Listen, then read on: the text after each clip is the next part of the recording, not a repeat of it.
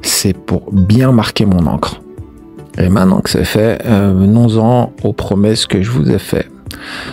En y repensant, allez, quelle promesse peut être plus impertinente que de prouver scientifiquement que l'univers n'est pas infini, prouver scientifiquement que les dimensions connexes existent, et en plus vous faire sentir la présence d'Allah à travers une science que vous connaissez pas, qui s'appelle le code X, qui est une science du langage, donc une science linguistique. Sans oublier que je vous ai promis un épisode bonus qui, pour celui-là, carrément t'es pas prêt. Et donc oui, clairement, ces 4 épisodes ont pour vœu de vous faire apparaître la présence d'Allah tout autour de nous, et même à l'intérieur de nous, jusque dans ton ADN.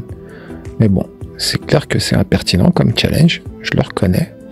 Et attends de voir les 3 prochains épisodes, 37, 38 et 39, et tu vas pouvoir te rendre compte à quel point la science peut être impertinente, mais aussi douce et encore plus simple à comprendre que tu ne l'as jamais imaginé. De là d'où je reviens, nous vivons Allah comme étant la perfection infinie de l'infini multiplié par l'infini. Notre timidité envers lui fait que personne ne le regarde de face, mais il lui tourne le dos. Un jour je t'en dirai plus là-dessus, mais bon, pas pour le moment. Et donc je te disais, lui tourner le dos, non pas par peur ou autre crainte de ce genre, mais par respect et avant tout par amour. Lui tourner le dos, c'est comme si tu lui disais « je suis tout petit et je ne mérite même pas de te regarder tellement tu es parfait. Tu peux faire ce que tu veux de moi, je t'aime tellement que je me soumets au lâcher-prise absolu basé sur l'amour et la confiance absolue que je te porte. » Allah, il est irréversible. Regarde sur ton écran et observe. En phonétique et en code X, Allah s'écrit A-2-L-A, tout simplement. Et je te rappelle qu'il n'y a pas de phonétique pour la lettre H. Mais bon, ça je te l'expliquerai un jour, ainsi que le code X de toutes les voyelles et plein d'autres trucs qu'on nous apprend pas à l'école. Mais bon, j'en dis pas plus. En tout cas, pas pour le moment. Et donc, Allah, A-2-L-A, que tu le lises dans un sens ou dans l'autre, t'entendras toujours Allah en phonétique. Il y aura donc toujours Allah en écriture littéraire. Contrairement au mot Dieu par exemple, même si c'est toléré. Mais le vrai respect passe par le respect, et si Allah s'appelle Allah, c'est pas pour rien.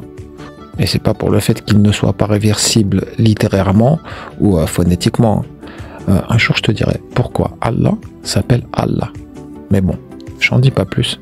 En tout cas, pas pour le moment. Et bon, Allah ou Dieu. Regarde ton écran. Le mot Dieu, contrairement au mot Allah, lui, il est réversible. D'un côté, tu lis Dieu et tu dis Dieu. En verlan, tu dis Yud. Sauf que si tu décantes le mot, tu entends apparaître Yedi, signifie juif. En disant Dieu, c'est comme si tu disais le juif. Bon, et comme vous l'avez compris, j'ai rien contre les juifs, bien au contraire. On est tous frères, qu'on le veuille ou non. Pendant de nombreuses années, j'ai porté une croix de Jésus. Pendant quelques temps, j'ai porté une Magen David. Donc, qu'on vienne pas me chatouiller avec de la merde. Je suis musulman avant tout. Et je rappelle que je suis le frère de tous les frères et de toutes les sœurs de cette planète.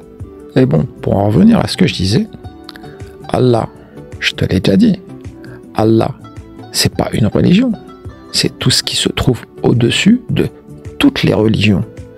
Et tu ne peux te le représenter que par l'infinie perfection multipliée par l'infini. Et non pas par une religion qui serait juive. Et encore moins par une origine. Bon bref, j'imagine que tout le monde a compris. Et maintenant, on prend le mot Dieu en anglais. God. Regarde ton écran. Sauf que si tu le retournes, on voit apparaître dog. Hein? T'as envie d'appeler indirectement Dieu le chien, toi? Il y a que les Italiens, quand ils sont énervés, qui disent ça en bestémiant, et même pire encore. C'est ancré dans une grande partie de la population. Lorsqu'ils sont énervés, ils insultent ou le Dieu ou le Christ. Là, je viens d'utiliser le terme bestémier, mais je crois pas que ça se dit en français. Je crois qu'en français, on dit blasphémer, parce que bestémier, c'est de l'italien. Bestemmiare.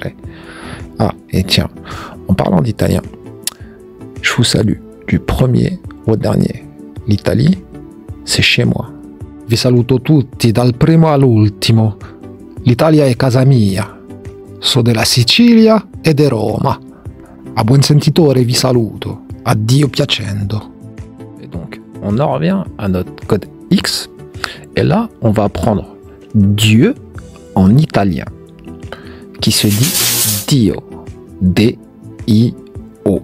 Sauf que, lorsqu'ils le prononcent, son nom, en s'adressant à lui, ils disent Oddio. Sauf que l'odio, tu sais ce que ça veut dire en italien? C'est exécrement, qui vient du verbe odiare. Et odiare, tu sais ce que ça veut dire?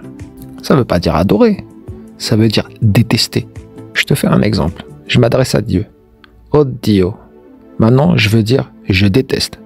Odio. Je sais pas si tu as remarqué, à chaque fois, tu y retrouveras toujours le tout et son inverse lorsque tu appelles Allah par autre chose que le seul nom dont tout le monde devrait l'appeler.